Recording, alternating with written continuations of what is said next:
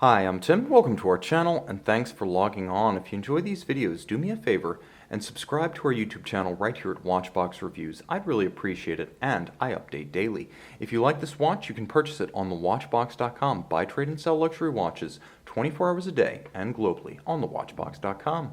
And today we are discussing a rather remarkable Panerai, a timepiece with a name so long it would probably frustrate Virginia Woolf, James Joyce, and William Faulkner combined. The Panerai Luminor 1950 Chrono Monopulsante 8 Days GMT Titanio. It's a lot of watch and a lot of name. With a moniker like that, it better live up to the billing, and this watch does. First, it's easy to wear. Despite being a 44mm case, this Luminor 1950 in titanium wears with approximately the mass and the wrist impression of maybe a 40 or 41mm steel watch. The nice thing about the Luminor case is it's basically a cushion, as broad as it is tall, and the lugs are so minimalist that they serve only to drape the strap over the flank of your wrist. They don't look outsized, they don't flare out stridently. Ergonomically, they're superb. Aesthetically, they work well. Now, the timepiece is thick.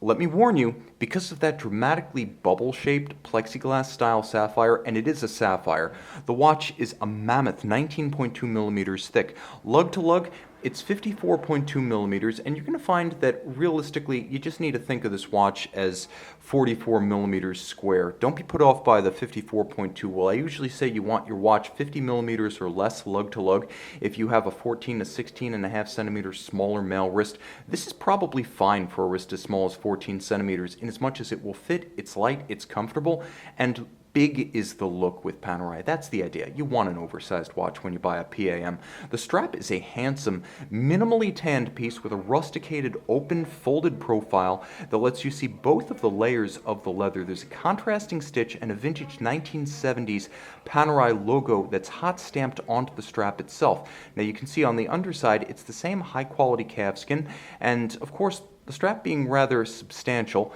it is designed to offer a high measure of security. That said, it's not going to be a bully when time comes to swap, because swapping straps is what Panerai is all about, as this watch features the quick change Lugs system that allows you to quickly and easily swap out the strap without marring the lugs or attempting your skill with a strap tool. You'll also note that the pin buckle is a large, oversized satin finish titanium trapezoid, and it is nicely matched. We'll get the focus and get a little bit closer now. It is nicely matched to the watch itself, and the watch is rather sensational, not so much in its finish, which is a subdued satin, but rather in the fact that it's the 1950 case, which is a little bit more sensuous, a little bit more complex in its form. It has some compound curves. It blends creases and curves in equal measure, but you've got that more sensuous 1950 case profile and the incredible bubble-like loft of that sapphire. It is one of the most dramatic sapphires you will encounter on a Panerai. I should mention that this entire watch was part of a series, a trilogy if you will, of green-dialed Panerai boutique editions that were released for 2017. Now, there are only 200 of these in existence. For the 2017 model year, this was one of the most exclusive and one of the most desirable models to come out of Neuchâtel. You'll also note that among its many complications, it is a mono-pusher chronograph.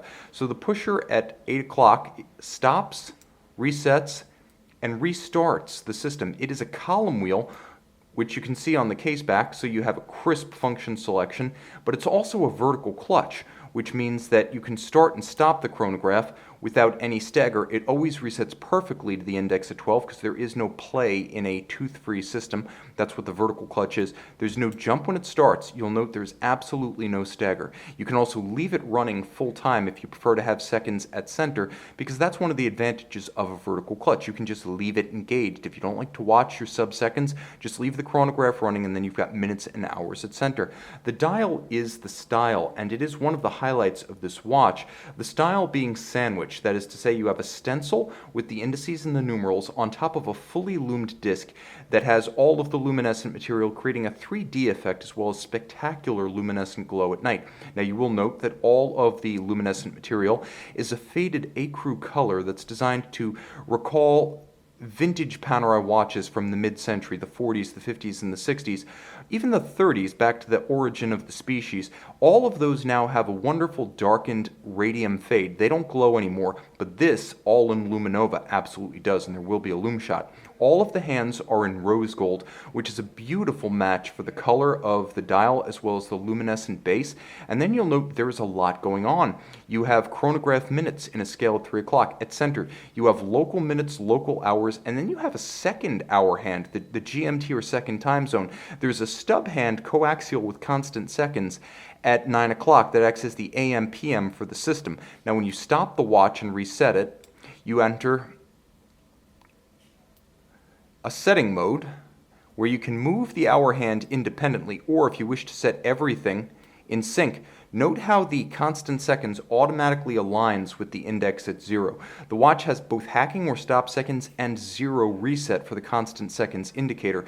And although you could easily miss it, there is an 8-day linear dog fang style power reserve for the watch's extraordinary 192-hour autonomy between windings. Now the crown guard is what you've come to expect from Panerai. Full all-aspect protection for the crown, so more protection than a shouldered crown guard.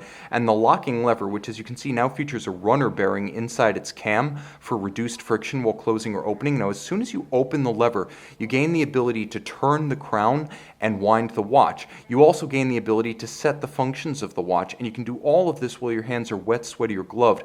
It's not simply a design icon. It's highly functional. It saves you from a tight shouldered crown guard with a threaded locking system. So it's easy to open, it's easy to close, and it's hard to miss an open device protecting the crown, whereas it can be quite easy to accidentally miss 1 or 2 screws of a threaded crown and expose your watch to accidental drowning. This is simply a better system and one that's worked out well for Panerai. Now you turn it over and there's a lot going on here. Let me get a little bit closer. Let's zoom in, get some focus, and appreciate the 3-barrel manual wind Panerai Caliber 2004. This was part of the initial family of manufacture movements designed by Richemont's Eric Klein. The series debuted in 2005, and the 2000 series movements are all over-engineered. They were just way too much in a good way. You have a balance beating away at 4 Hz or 28,800 vibrations per hour, full balance bridge and free sprung for toughness, the 3 barrels, the 0 reset system, the vertical clutch, the column wheel, all of it with a bridge structure that's designed to imitate the look of a vintage Rolex Codebert or Angelus SF240 movement, as would have been featured on the mid-century Panerai watches. They would have featured a large pocket watch style 3/4 bridge. This one is broken up into segments to make for easier and quicker servicing, but you can still see that image of the 3/4 bridge opposite of the balance structure. It's handsome, it's remarkably tough.